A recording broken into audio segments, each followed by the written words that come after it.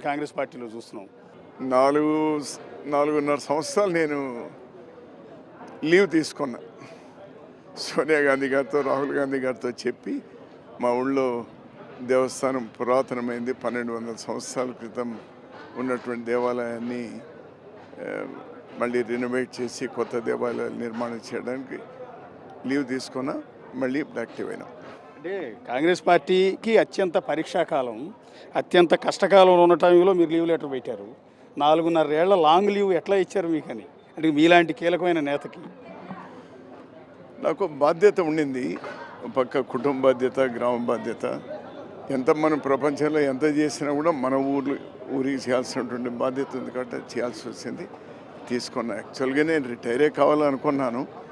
రాహుల్ గాంధీ గారికి జరిగినటువంటి హ్యూమిలియేషన్, ఆ కేసులు లేదా సభ్యత రద్దు చేయడము, ఇల్లు వెకేట్ చేయడం, దాంతో కలత చెంది ఇది సరైన సమయం కాదు రిటైర్ అవ్వడానికని పోస్ట్పోన్ చేసుకున్నాను. మళ్ళీ ఇప్పుడు ఎన్నికలు కూడా వచ్చినాయి కాబట్టి మన కర్ణాటక ఎలక్షన్స్ తర్వాత, తెలంగాణ ఎలక్షన్స్ తర్వాత ఇప్పుడు మళ్ళీ యాక్టివ్ అయినా. మళ్ళీ మీలాంటి వాళ్ళు కాంగ్రెస్ పార్టీలో కనపడుతూ ఉంటే, మీలాంటి పెద్ద తలకాయలు కాంగ్రెస్ పార్టీలో